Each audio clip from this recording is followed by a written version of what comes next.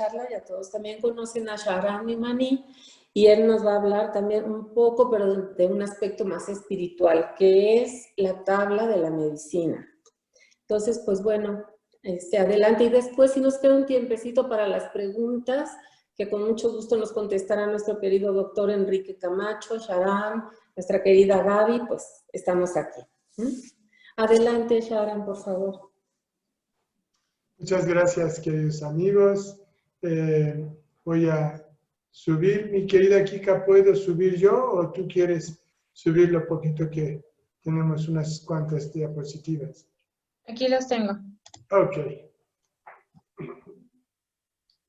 Pues miren, queridos amigos, esta tabla de medicina, es un documento muy interesante que Baha'u'lláh lo escribió durante su exilio en San Juan de Acre, en honor de un médico, de los médicos antiguos, Mirza Reza Yazdi, lo reveló. Entonces algunos amigos sugirieron que por qué no lo estudiamos esta tabla que él escribió a ese médico. Contiene recomendaciones, exhortaciones sobre la alimentación, higiene, uso de medicamentos y salud espiritual. Por eso el Comité de la Salud de la Asamblea Espiritual Local decidió que estudiáramos esa tabla juntos. Tiene muchísimas recomendaciones, entonces las dividimos de tal suerte que podamos tal vez en 2 o 3 sesiones más abarcar todo. Entonces ustedes me dicen cuando paramos, tal vez en unos 10 minutos, para que si tienen comentarios o preguntas, los amigos las pueden hacer. Esta tabla empieza diciendo, Él es el omnisciente. Se refiere a Dios que todo lo sabe. Y es muy interesante cómo empieza, aquí no la puse, porque la tabla está en árabe y las traducciones tanto en inglés como en español no son traducciones oficiales autorizadas. De tal suerte que no tenemos todavía una traducción, o por lo menos yo no la he encontrado, una traducción en español autorizada. Entonces empieza diciendo que la lengua del antiguo, de los días, que es de Dios, habla con aquello que enriquece a los entendidos, a los sabios, pero en ausencia de médicos. Es muy interesante eso que menciona Baha'u'lláh, que en ausencia de médicos, él está sugiriendo que llevemos a cabo estas instrucciones, porque Baha'u'lláh mismo en varios lugares, si hay oportunidad lo vamos a ver después, menciona que es muy importante que cuando nos enfermamos acudamos a médicos expertos, diestros. Y el guardián, vamos a ver más tarde en la explicación de ese mandamiento de Baha'u'lláh, explica inclusive que es bueno consultar con varios médicos cuando tenemos duda realmente. Y vamos a ver cuál es la sabiduría de todo eso posteriormente. He dividido de acuerdo con las exhortaciones de Baha'u'lláh las tres diferentes áreas. Uno es sobre la alimentación, otro es sobre higiene en medicina en general y otro es uso de medicamentos en 3 secciones. De la primera sección de alimentación vamos a ver las siguientes exhortaciones. Por favor, querida Kika, la que sigue. Bueno, la primera exhortación es esta. Cuando os sentáis a comer, empezad con el nombre, con mi nombre, el más glorioso, Abha. Y terminad con el nombre de vuestro Dios, el poseedor del cielo y de la tierra. Es decir, que cuando queramos empezar a comer, mencionamos el nombre de Dios, el más glorioso o Abha. Y al terminar, mencionamos también el nombre de Dios.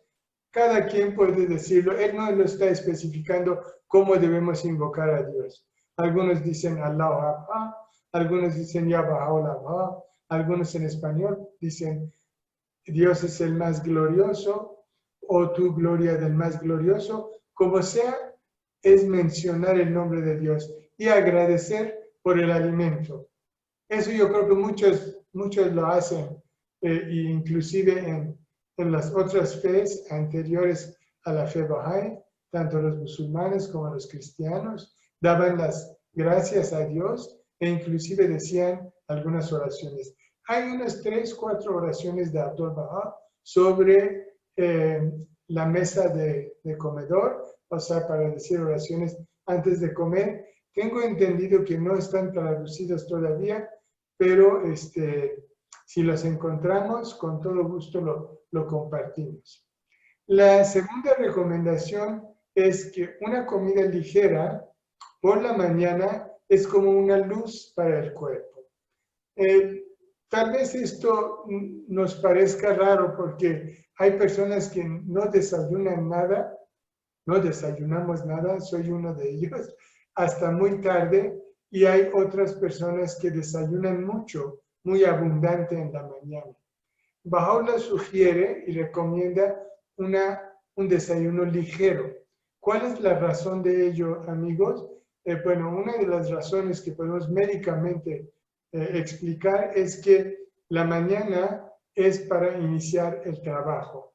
Algunas personas tienen trabajos pesados, como los campesinos, herreros, los carpinteros, los que trabajan en el campo en general, obviamente utilizan mucha fuerza muscular. Pero si comen mucho, ustedes saben que para que el jugo gástrico pueda digerir la comida, la sangre en el cuerpo se concentra en el estómago. O sea, la sangre se concentra en el estómago para que pueda segregar el ácido clorhídrico, las enzimas que son necesarias para digerir la comida. Si una persona se alimenta muchísimo, entonces esa sangre que de alguna forma lo necesita para trabajar sus músculos, para trabajar el mismo cerebro, se acumula en el estómago. Y en un momento dado hasta podría desmayarse esa persona porque ya no le llega sangre a su cerebro suficientemente y no puede, tampoco el proceso de la digestión se completa porque el cuerpo no sabe a dónde dirigir de preferencia las sangres, si al cerebro y a los órganos que lo requieren o al estómago. Por lo tanto, el desayuno debe ser ligero para que rápidamente se digiera. Y no nos debemos preocupar porque comimos poquito y tenemos un trabajo muy fuerte por esa razón. Todo lo que nosotros comemos, aunque es combustible realmente para el cuerpo, como ustedes saben, es como gasolina para el coche, pero no se combustiona en forma inmediata como ocurre, por ejemplo, en el motor de un vehículo, sino que la comida pasa por un proceso digestivo y lentamente se convierte en calor, se convierte en impulso eléctrico, por ejemplo, para el cerebro, se convierte en impulso eléctrico para los músculos para que se contraigan y energía suficiente para que se contraigan los músculos, y ese proceso es muy gradual. Entonces ustedes preguntarán, ¿qué pasa entre el desayuno y la comida? ¿De dónde saca su energía? Pues toda esa energía se acumula en el hígado en forma de un tipo de almidón animal, podemos decir, que se llama glucógeno. El glucógeno es un polímero de glucosa, es un compuesto químico del azúcar en forma de un complejo muy grande que se almacena en el hígado y poco a poco se va liberando durante el día. Por eso es que el azúcar de la sangre realmente ni sube ni baja en condiciones normales en una persona sana, porque cada vez que necesita de azúcar para producir energía, el hígado libera un poco de ese azúcar. Entonces, realmente, un desayuno ligero nos es suficiente para poder aguantar. Podríamos comer varios alimentos al día, pero en cantidades y proporciones pequeñas. Esas dietas normalmente un dietólogo puede proporcionar a una persona porque es muy diferente durante el embarazo, para las personas con trabajos pesados, para los que hacen ejercicios fuertes y se entrenan para competencias. Todo eso requiere una dieta distinta. Lo que Baha'u'lláh nos está recomendando es para una persona promedio normal, con un trabajo normal, tal vez de oficina, un poco más como tal vez un mecánico, o las personas que no hacen ejercicios en extremo o trabajos muy forzados. De tal suerte que recomienda un desayuno ligero en la mañana, que es como una luz para el cuerpo, es energía para el cuerpo. La tercera recomendación es: oh pueblo, no comáis, salvo cuando sintáis hambre. Pues a lo mejor esto nos parece muy lógico, que pues no comemos hasta que no tengamos hambre, pero ustedes se han dado cuenta que muchas veces no respetamos nosotros ese principio. Por ejemplo, en el trabajo los compañeros dicen: ay, pues, cómete un tamalito, hoy es el cumpleaños de fulanito, hoy es el festejo del Día de la Madre, o es de la Revolución, vamos a comer tamales. Y ustedes ya han desayunado, ya vienen de desayunar de la casa, pero para no menospreciar, comemos algo. Y luego nosotros mismos nos sentimos mal. ¿Por qué? Porque todavía el proceso digestivo no ha terminado cuando le cargamos al estómago otro proceso digestivo nuevo. Entonces, el hambre, el centro del hambre está en el cerebro y es sensible a la falta de azúcar. Es decir, su alarma es cuando baja el nivel de azúcar. No crean que mucho, con que se baje tantito, llega una señal al cerebro, a un receptor en el cerebro que avisa que ya es momento de comer. Y no crean que tengamos que correr a comer en ese momento. Siempre avisa antes, es muy sabio. Entonces se nos abre el apetito y podemos nosotros comer. Eso de apetito es muy distinto, por ejemplo, del apetito que tiene, por ejemplo, una mujer embarazada, que se le antoja, por ejemplo, cosas ácidas o cosas dulces. Es muy distinto. El apetito de lo que estamos hablando, el hambre, es cuando realmente el cuerpo requiere alimento y es cuando debemos comer. Pero si no tenemos hambre, no debemos comer, porque realmente el cuerpo que no necesita ese alimento, lo que va a hacer, lo va a almacenar en forma de grasa, que no lo necesitamos. Y por eso aumentan la grasa en los lugares del cuerpo donde pues no deberían estar, y disminuir esa grasa, disolverlo o metabolizarlo, quemarlo, es muy difícil, la grasa almacenada. No sé cómo andamos de tiempo, a lo mejor podemos dejar para después. El resto, ¿cómo la ven? ¿O todavía tenemos algo de tiempo? Tenemos unos 5 minutitos más. Si podemos, los aprovechamos porque después nos vamos con preguntas por si alguien quiere, ¿verdad? Los 5 minutitos está todavía. Ok. Otro consejo es no deglutir la comida hasta haberla masticado totalmente. Bueno, también esto suena bastante lógico, o sea, porque parte de la digestión, como todos ustedes saben, ocurre en la boca a través de masticación. Nosotros estamos dotados dientes de tipo omnívoro. Podemos comer carne cocida, obviamente, y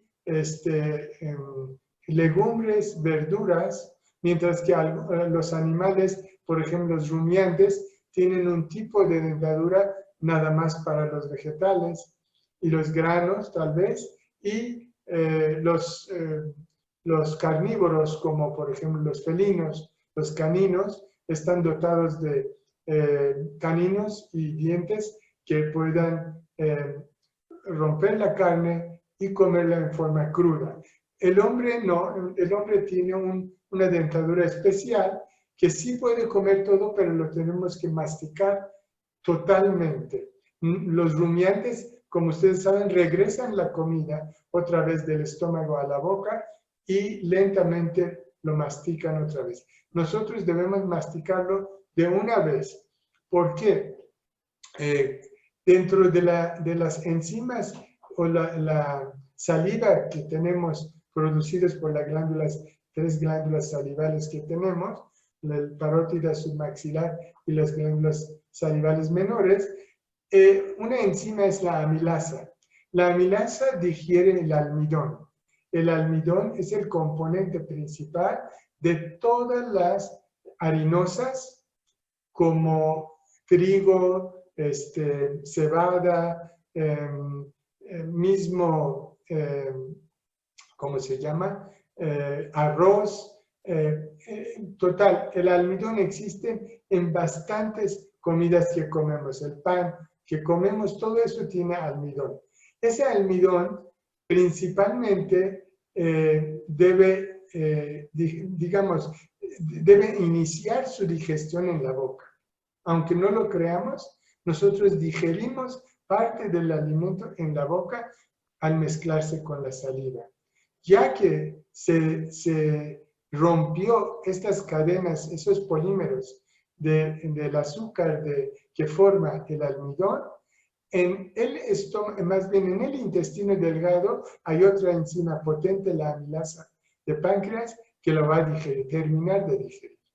Pero gran parte de la digestión del almidón ocurre en la boca. Por lo tanto, masticar la comida y mezclarlo con la saliva es muy importante.